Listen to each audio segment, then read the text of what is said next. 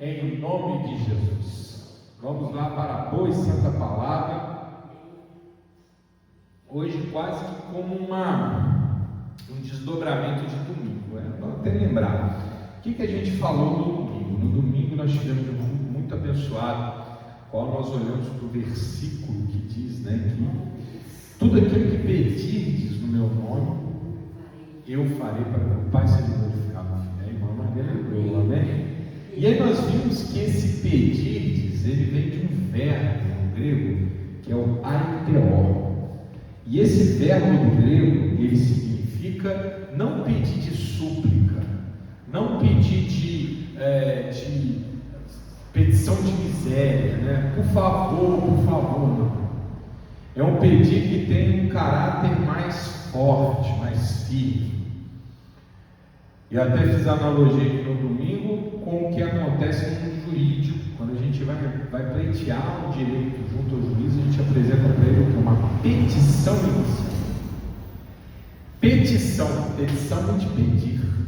Mas não é um pedir de, por favor, senhor juiz, se puder, faça para mim. Não é como chegar ao irmão Maria, por favor, pega um copo d'água para mim, não é assim. Existe ali uma voz de autoridade. Quando nós nos dirigimos ao juiz, a gente está pedindo mais um tom de reivindicação. Amém? Por isso que a palavra aiteó nos leva à ideia de determinação. Então significa que nós vamos impor a nossa autoridade a Deus? Claro que não. Mas é preciso ter em mente que Deus já nos deu tudo o que precisamos. E que se a gente não está vivendo a bênção de Deus, é porque algo interferiu, porque algo cruzou o caminho. Então Jesus nos dá o seu nome para que nós tenhamos autoridade para determinar que este mal saia do caminho.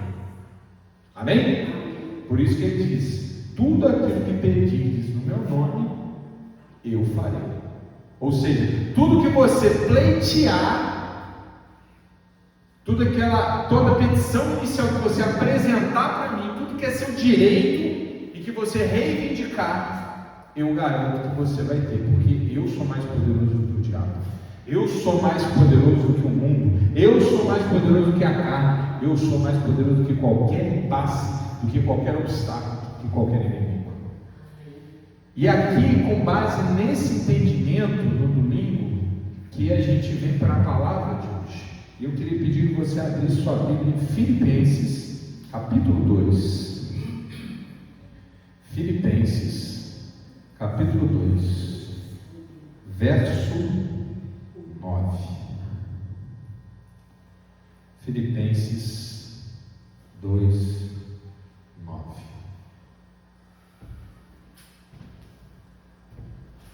Filipenses, capítulo 2, verso 9. Vamos lá, Gabi, vamos achar. Filipenses.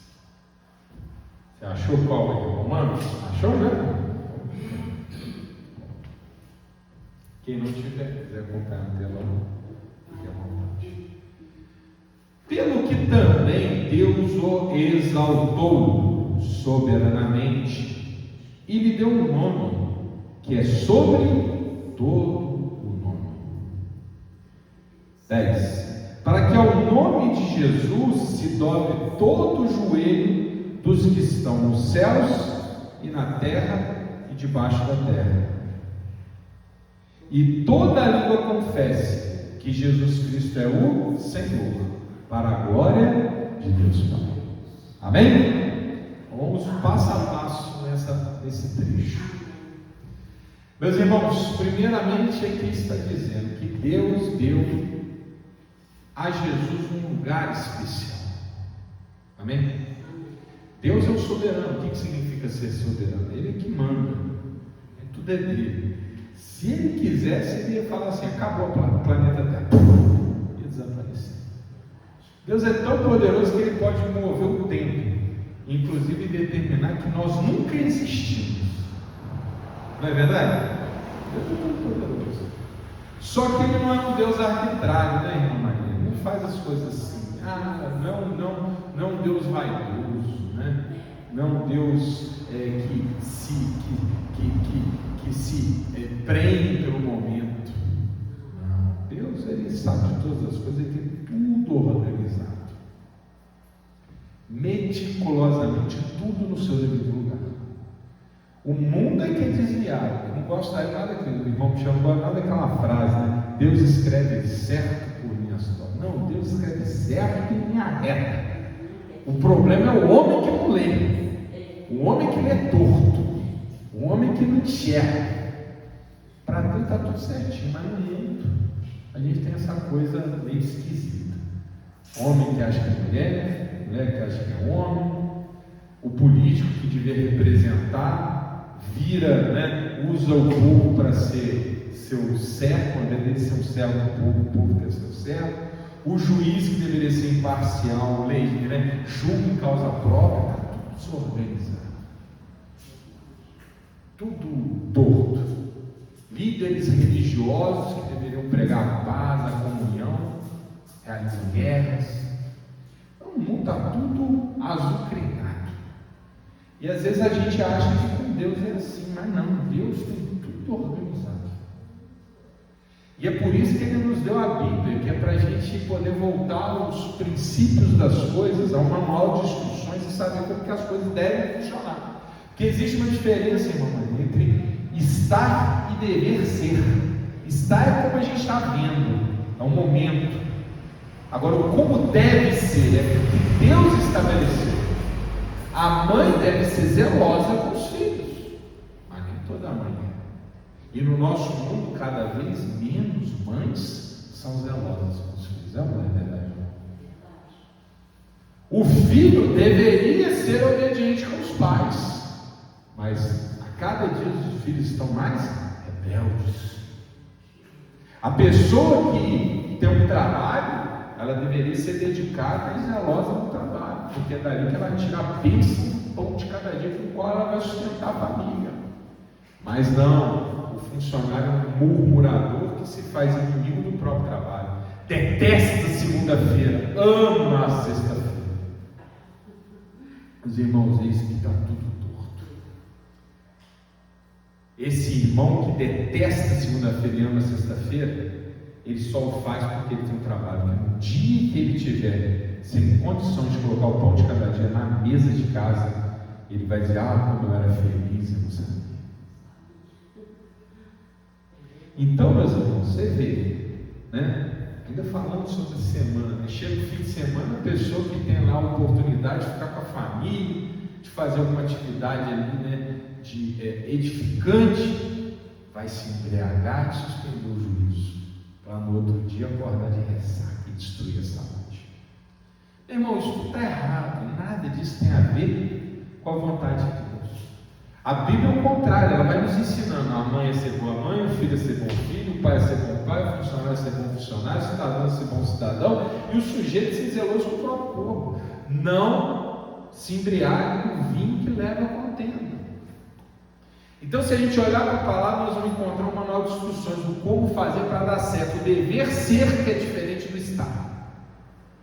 Como deve ser, não como a gente vê no mundo.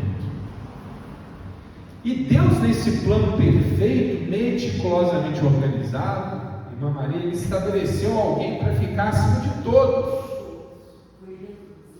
Exatamente. Para governar só abaixo dele.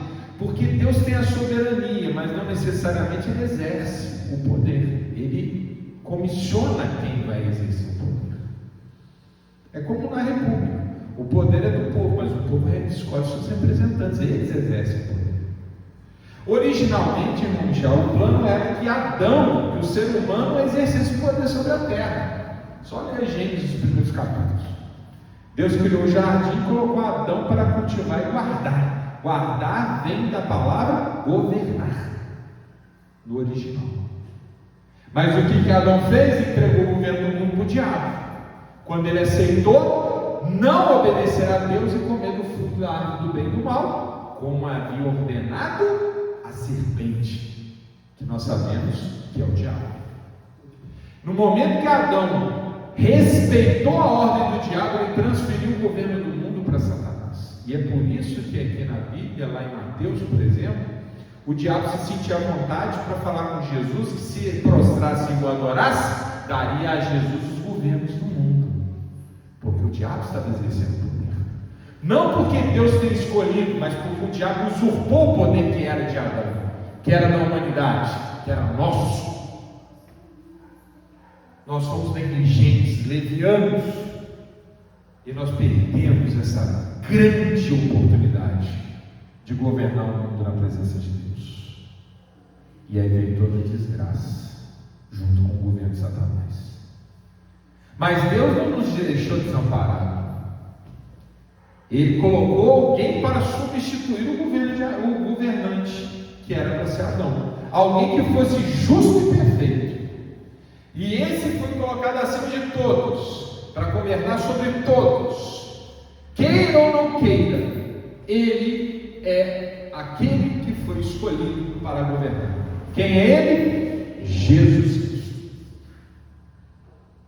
Portanto, o que Jesus Cristo diz, meu irmão, minha irmã, a gente tende a pensar como um grande conselheiro, mestre, mas está bem errado, irmãos. Jesus é conselheiro e mestre, mas ele é revestido de autoridade. Portanto, quando Jesus fala, ele não está só aconselhando, muitas vezes ele está ordenando. Por exemplo, lá em João capítulo 14, verso 1, Jesus fala assim: não turbe o vosso coração, creia em Deus, creia em mim. Isso não é um conselho, isso é uma ordem. Não turbe o vosso coração, ou seja, não fique com medo. Não coloque esse medo no teu coração. Não aceite que esse medo entre no teu coração. Confie em Deus. É ordem. Porque Ele está acima de todos. E nós sabemos disso a partir dessa passagem, dentre outros. Mas essa passagem deixa claro. Pelo que também Deus o exaltou a quem? A Jesus. E lhe deu um nome que é sobre todo nome. Quando a gente fala de nome, meus irmãos, aqui nós estamos no contexto do Império Romano, né? Na antiguidade, o nome significa o que? O título. A primazia do nome significa estar acima. Por isso que o filho do rei é chamado de príncipe. Príncipe significa o primeiro cidadão, ou seja, aquele que vem depois do rei. É o nome sobre os outros nomes. Mas aqui, olha o que o Filipenses nos diz. O apóstolo Paulo, orientado pelo Espírito Santo, ele fala: para que ao nome de Jesus se dobrem todos os joelhos. Ou seja, existe algum rei que rivalize com Jesus? Ele está acima de todos. Todos estão abaixo dele, que é representado por dobrar o joelho, que é o gesto de reverência à autoridade. Por que a gente dobra o joelho para orar? É obrigado? Não necessariamente, depende. Eu tenho uma escoliose no joelho, então eu estou perdido? Não. Ora em pé, ora sentado, ora deitado. Desde que seja uma oração ali, ligadinha a Deus. Mas nós os crentes, a gente se costumou a orar de joelho por quê? Por um gesto de reverência, por respeito. Amém? Tanto é que, atenção, que eu vou ensinar sobre isso também. Quando você está fazendo a determinação para o diabo sair, você não fica de joelho não. Tem a hora de você orar de joelho, tem a hora de você orar de pé. Tem a hora que você adora a Deus, e tem a hora que você fala firme. Mas vamos falar sobre isso. Bom que o Espírito Santo está tocando, vou trazer essa palavra em outro momento. Então ele está dizendo, para que o nome de Jesus se dobre todo o joelho, dos que estão no céu, os anjos. Lê lá em Hebreus, os anjos são subordinados a Jesus.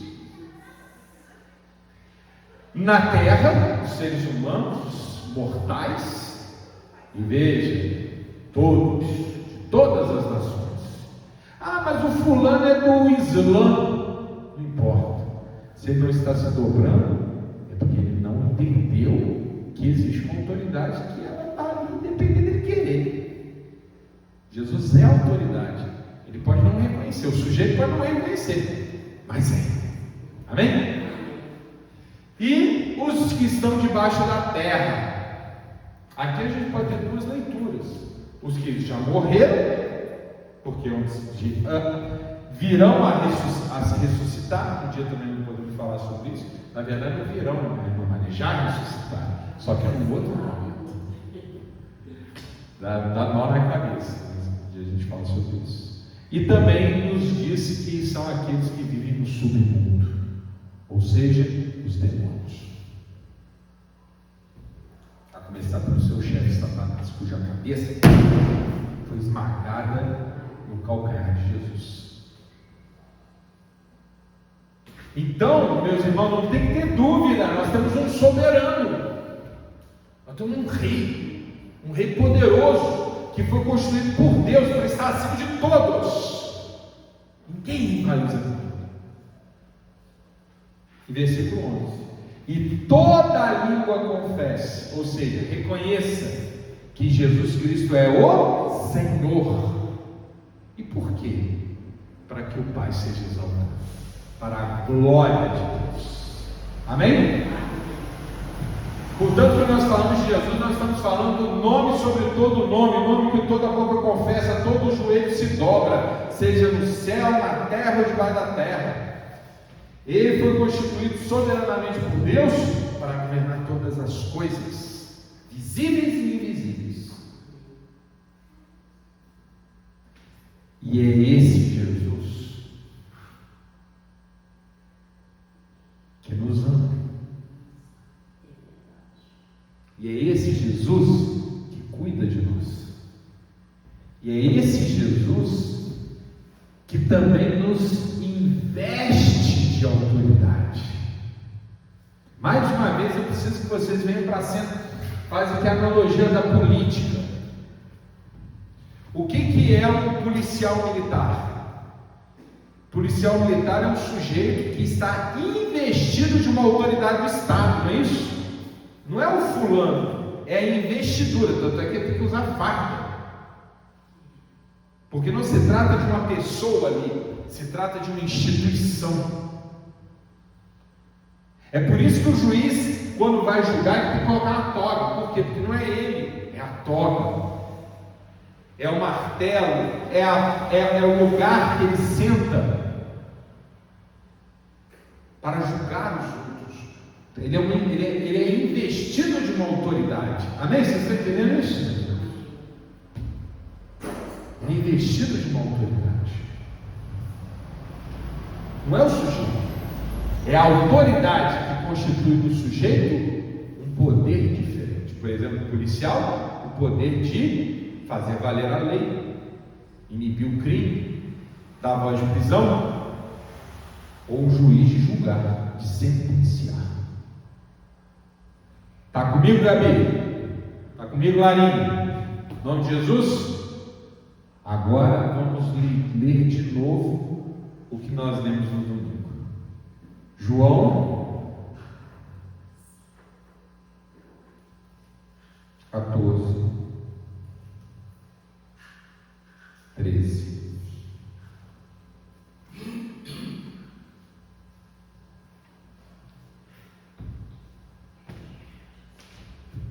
João 14, 13. Então vamos aqui alinhando o raciocínio, amarrando as pontas, montando o quebra-cabeça. Deus colocou Jesus sobre todos. Ele governa todas as coisas. Esse Jesus, escolhido por Deus, ele tem autoridade nele. E ele então nos investe da sua autoridade. Quando ele diz essas palavras. João 14, 13. E tudo quanto pedirdes em meu nome. Meus irmãos, olha só, em meu nome. Que nome é esse? Aquele que a gente acabou de ler em Filipenses. O nome que é sobre todo nome, o nome que toda boca confessa e todo joelho se dobra. Ele está dizendo assim: podem usar o meu nome. Eu estou dando a vocês o meu nome. Usem usem o meu nome, evoquem o meu nome. O meu nome, a partir desse momento, é um presente que eu dou para você. E tudo que ele carrega estará nas suas mãos. Tudo quanto pedirdes em meu nome, agora eu vou lembrar do Aitel, tudo quanto determinardes em meu nome, tudo que exigirdes em meu nome, tudo que você falar com autoridade no meu nome, eu garanto, eu o farei. Mas para quê? Pelo mesmo motivo que ele foi constituído sobre todos. Lembra do verso 10, verso 11, Filipenses? Para a glória de Deus. Amém? Para que o Pai seja glorificado no Filho. Então, meus irmãos e minhas irmãs, nessa noite coloca dentro do teu coração que quando você ora evocando o nome de Jesus, você está mobilizando o poder que é o poder sobre todo o poder. E você tem tanto direito quanto dever, irmã Maria, de fazer isso. Porque Deus deu a Jesus a soberania e Jesus nos deu o seu nome. E Ele está dizendo: tudo que você determinar no meu nome, eu garanto. O meu selo vai estar ali, o meu brasão vai estar ali, a minha autoridade vai estar ali. Antigamente no Império Romano, quando o soldado ia viajar de um lugar para o outro, ele carregava a faixa, que era o símbolo de Roma. Se alguém maltratasse esse sujeito no caminho, ele não teria problema com o sujeito maltratado, ele teria um problema com o Império Romano. É isso que Jesus Cristo fez com a gente.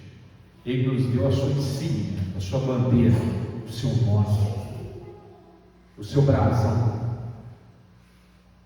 E nós temos o direito e o dever de usar. Então, nessa noite, em nome de Jesus, nós vamos para a luta espiritual e vamos determinar, com o poder que há no nome, seja lá qual for o mal que vier na sua cabeça, na sua oração, você vai determinar pelo nome de Jesus que esse mal vai cair por terra.